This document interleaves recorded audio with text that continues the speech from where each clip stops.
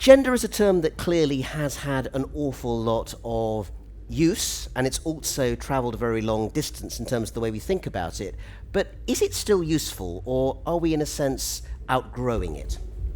Okay, well, thank you. I think it's important, before we get into the debate here, to make a very clear distinction between the two terms gender and sex.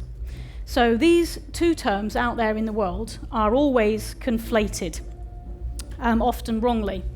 So biological sex refers to physical, biological, bodily characteristics. It's a descriptive label that we put onto people's bodies, usually at birth, based on biological features. And currently we recognize female, male, and intersex as those labels.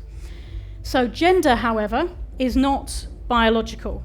Gender is the term used to refer to masculinity, femininity, androgynous, camp, unicorn, all whatever other sorts of ways people might want to define their expression and their style and their personal identity.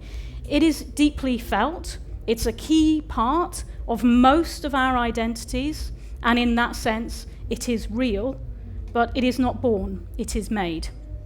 Gender is a social construct that changes over time and place and culture.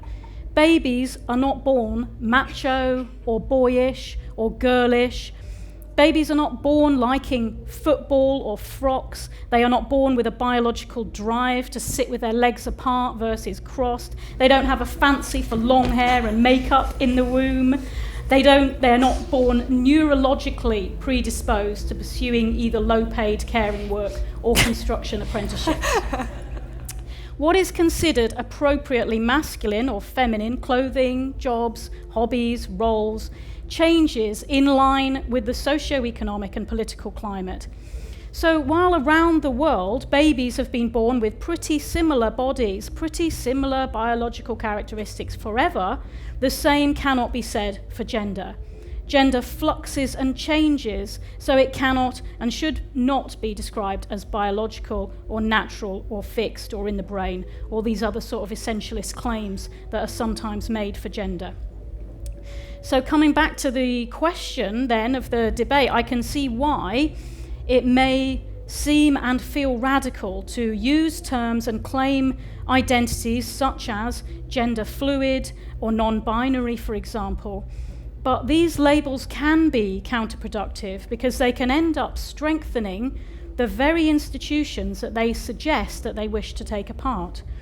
So the category of non-binary, for example, reinforces the binary in a sense, because in order for there to be a non-binary, there has to be a binary in the first place. And I would suggest actually that gender comes naturally to no one. Everyone works hard at their gender. Most people are trying to be masculine or feminine and worry that they are not masculine or feminine enough. Look at the billions spent on gym membership, beauty products, cosmetic surgery by men and women, the numbers of young people, boys and girls, self-harming, extreme dieting from younger and younger ages, suffering eating disorders, taking illegal muscle-building steroids or overtraining in the gym. These brutal statistics also illustrate that point. Gender is a profoundly political category. It is intended to distinguish within our system of sex rank.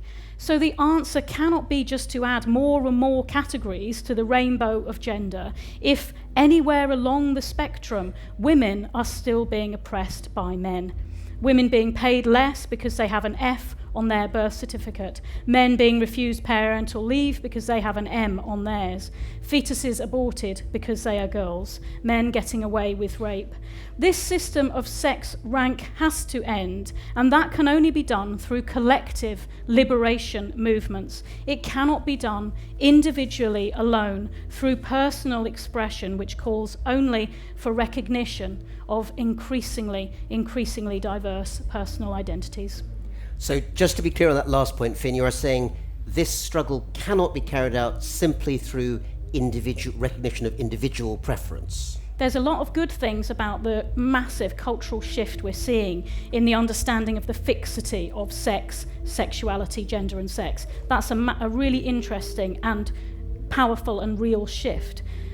But we mustn't throw the baby out with the bathwater, so to speak, not to be overly biological about it. We mustn't throw away collective liberation movements, because sadly we still need them. For more debates, talks and interviews, subscribe today to the Institute of Art and Ideas at IAI TV.